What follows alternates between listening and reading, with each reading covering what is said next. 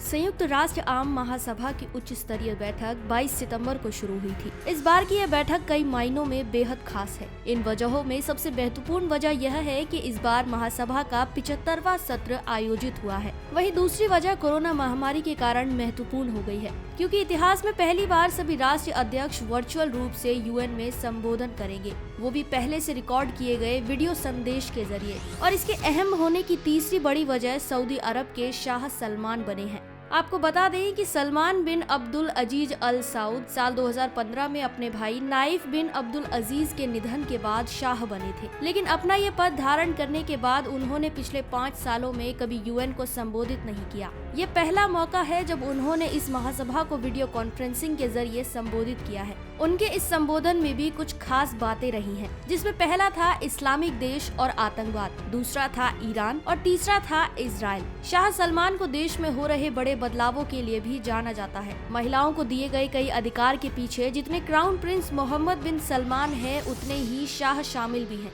सलमान शाह बनने से पहले करीब 48 सालों तक रियाद के गवर्नर रहे। इतना ही नहीं, वे देश के रक्षा मंत्री भी रह चुके हैं। इसी के साथ शाह 2 पवित्र मस्जिदों के कस्टोडियन भी हैं। उनके संबोधन की बात करें तो महासभा को पहली बार संबोधित करते हुए उन्होंने अपनी सरकार की कुछ बुनियादी नीतियों और सऊदी अरब के महत्व पर जोर दिया। इसमें उन्होंने फिलिस्तीनियों को दिए गए अपने वायदों को भी दोहराया। इसी के साथ उन्होंने अपने आप को इस्लाम के सबसे पवित्र धार्मिक स्थलों का संरक्षक भी बताया। अपने भाषण में वे ईरान पर हमला करने से नहीं चूके और उसको पूरे क्षेत्र में अस्थिरता पैदा करने का जिम्मेदार तक ठहरा दिया। उनका दिया ये भाषण इसलिए भी काफी महत्व रखता है क्योंकि वैश्विक स्तर पर सऊदी के क्राउन प्रिंस जितने फुर्तीले दिखाई देते हैं, उतने शाह नहीं दिखाई देते। शाह सलमान सार्वजनिक रूप से काफी कम ही मुद्दों पर बोलने के लिए जाने जाते हैं।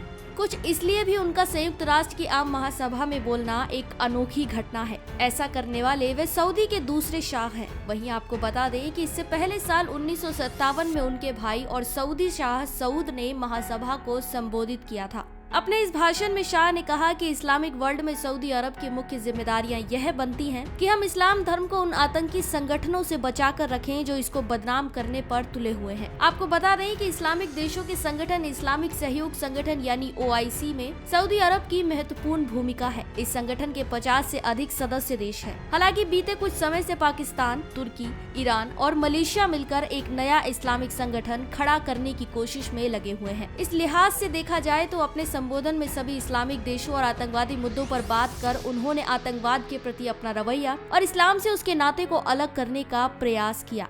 शाह ने खाड़ी देशों और इजराइल तथा फिलिस्तीन के बीच लंबे समय से चल रहे तनाव पर भी चर्चा की। उन्होंने कहा कि फिलिस्तीन राष्ट्र के निर्माण से पहले वो इजराइल को मान्यता नहीं दे सकते हैं। इस महासभा में इजराइल से संबंधित बयान बेहद मायने रखता है।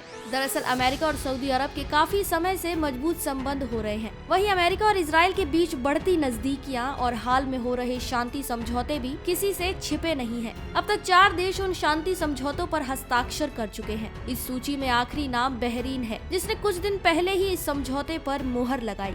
वहीं कुछ दिन पहले अमेरिका के राजनयिक की ओर से भी बयान में कहा गया था कि शांति समझौते में अगला देश सऊदी अरब होगा, जिस पर शाह ने अपनी कोई प्रतिक्रिया नहीं दी है। जबकि कई विशेषज्ञ ये कयास लगा रहे हैं कि ईरान से बढ़ती दूरियां इजराइल और सऊदी अरब को नजदीक ला सकती है। आखिर दुश्मन का दुश्मन दोस्त जो होता है।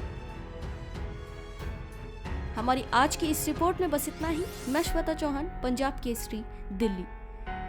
अगर आप हमारी ये वीडियो फेसबुक पर देख रहे हैं तो हमारे फेसबुक पेज punjabkesari.com को लाइक करें, और अगर आप ये वीडियो यूट्यूब पर देख रहे हैं तो हमारे यूट्यूब चैनल punjabkesari.com को सब्सक्राइब करना ना भूलें।